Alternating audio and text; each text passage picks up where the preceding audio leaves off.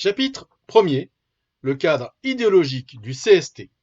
Bienvenue dans ce MOOC syndical consacré au comité social territorial. Nous abordons le module 2, le CST, une création de la loi Dussopt.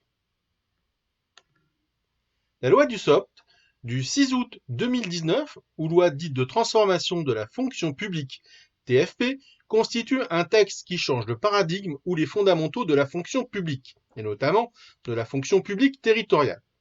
Ce, tant par son économie générale que la volonté qu'elle porte à l'égard des organisations syndicales et des instances dites paritaires.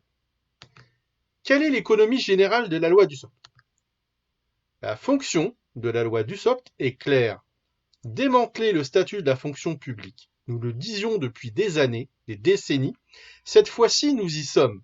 Cette loi organise ce démantèlement autour de 4 axes.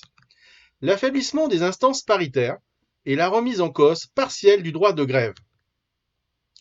La généralisation du contrat pour détruire le statut. La rémunération individualisée, la carrière au rabais, des sanctions renforcées, un temps de travail accru et une mobilité forcée. Et enfin, le CNFPT et les CDG cannibalisés.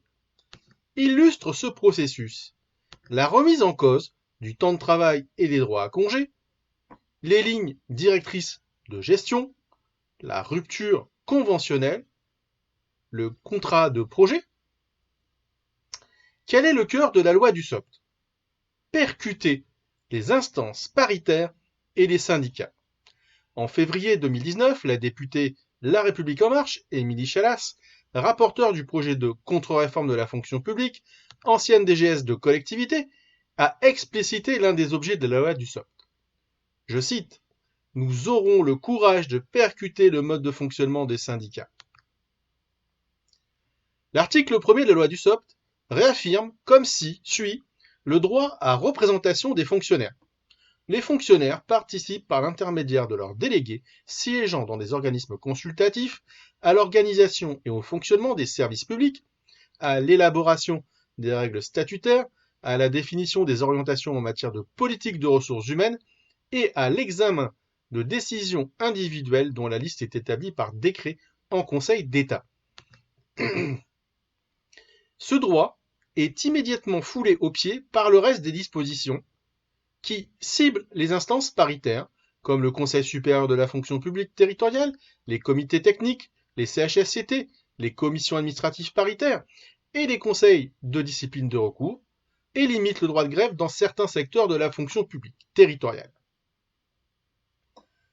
En réponse à Émilie Chalas, la sénatrice Christine Pruneau du PCF avait dénoncé le contenu de la loi Dussopt comme une volonté de casser les résistances encore présentes dans notre pays lorsqu'il s'agit de défendre l'intérêt général et la justice sociale.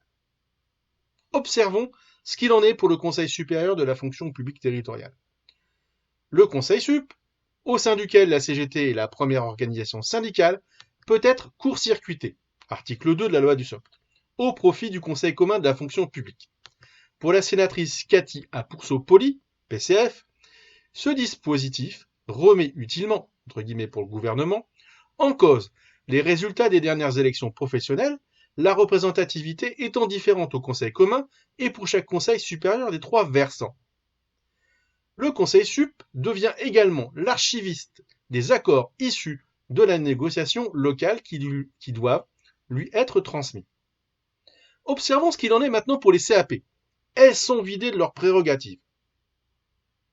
Nous continuons de soutenir qu'il était inutile de fusionner les comités techniques et les CHSCT qui fonctionnaient bien, et en particulier dans la fonction publique territoriale, comme de vider de leur substance les commissions administratives paritaires. Et c'est Pascal Brindot, un député UDI, qui le dit. In concreto, depuis le 1er janvier 2021, nous constatons la suppression des principales compétences des CAP en matière d'avancement et de promotion, renvoyées au CST avec les lignes directrices de gestion, et la disparition des avis a priori des CAP avant une mutation ou une mobilité. Rappelons que la loi Dussopt permet des mobilités forcées. Les syndicats y perdent donc en visibilité sur les mobilités verticales, promotion et avancement de grade, et les mobilités horizontales, changement d'affectation sans évolution de grade, et donc en capacité d'action et de défense des agents. Les CAP sont réduites à l'examen des décisions défavorables. Observons maintenant ce qu'il en est des conseils de discipline de recours. Eh bien, ils sont tout simplement éliminés. Les conseils de discipline de recours, ou CDR, étaient en quelque sorte une extension des CAP sous un format disciplinaire. L'article 32 de la loi du SOPT supprime cette procédure disciplinaire d'appel, y compris s'agissant des sanctions infligées aux contractuels. Observons maintenant l'attitude du gouvernement à l'égard du Conseil supérieur de la fonction publique territoriale lorsqu'il s'est agi d'examiner, de traiter le projet de décret CST. Eh bien, tout simplement, le gouvernement a mis en place un processus à la hussarde. C'est dans ce cadre général que le Conseil supérieur de la fonction publique territoriale a eu à examiner un projet de décret CST. Le texte initial comprenait 96 articles, le texte final 107. En décembre 2020, la délégation CGT au Conseil sup dénonçait à la fois le contenu du projet de décret et la forme de son examen. Je cite, « Le gouvernement n'en finit plus de rendre effective la loi du SOPT, dite de transformation de la fonction publique. » Après la présentation devant le Conseil supérieur de la fonction publique territoriale en novembre 2020 d'un projet de décret vidant les CAP de leurs compétences en matière de promotion et supprimant les conseils de discipline de recours, le gouvernement s'apprête à faire disparaître les comités techniques et les CHSCT. Le Conseil supérieur de la fonction publique territoriale de décembre 2020 était en effet saisi d'un projet de décret de pas moins de 96 articles portant création de comités sociaux territoriaux ou CST.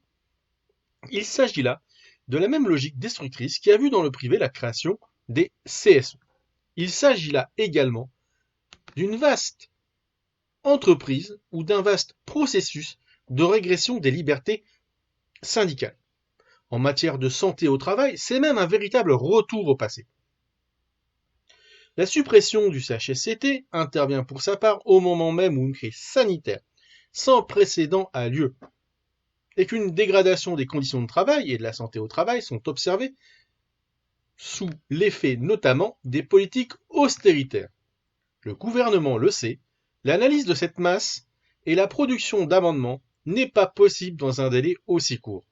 Il ne permet pas non plus à la démocratie sociale de s'exprimer à travers le débat et le vote des instances pertinentes des organisations syndicales membres du Conseil. Le gouvernement se moque donc, comme à son accoutumée, des organisations syndicales, notamment celles qui sont prêtes à tenter d'aménager un texte réactionnaire. À l'origine, le gouvernement entendait présenter le projet de décret au Conseil sup 2 novembre dans une version non définitive. En bureau du Conseil, la délégation CGT a donc exigé et obtenu le report de l'examen à décembre et la transmission d'une version stabilisée en langue démo technocratique. L'initiative de la CGT a d'ailleurs été soutenue par les autres organisations syndicales.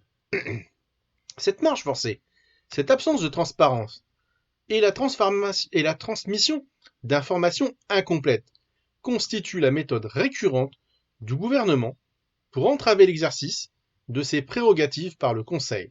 À titre d'exemple, le Conseil sup de décembre 2020 a eu à connaître du projet de loi 3D, mais seuls 2 de ses articles lui ont été soumis, disait donc la délégation CGT au Conseil supérieur dans cette déclaration. Lors de la venue de la ministre de la fonction publique, en novembre 2020, devant le Conseil supérieur de la fonction publique territoriale, une motion unanime des membres de cette instance a été lue. Elle contenait ce passage, écrit notamment à l'initiative de la CGT. La crise a fait apparaître la nécessité de renforcer la démocratie sociale sur l'ensemble de territoires, et ce de façon obligatoire. En effet, des inégalités se sont aussi manifestées dans les relations sociales et le dialogue social. À ce titre, le Conseil supérieur de la fonction publique territoriale souligne la nécessité de renforcer les instances paritaires formelles, et en premier lieu les CHSCT, particulièrement adaptés à ce type de situation. Au demeurant, Le CST s'inscrit dans des processus complémentaires, comme la transformation de l'organisation territoriale de la République, avec la création de la collectivité européenne d'Alsace, préfigurant la future loi 3DS, la finalisation en cours de la révision des schémas départementaux de coopération intercommunale, ou SDCI, et enfin, sans oublier la codification de la fonction publique et l'évolution des instances paritaires.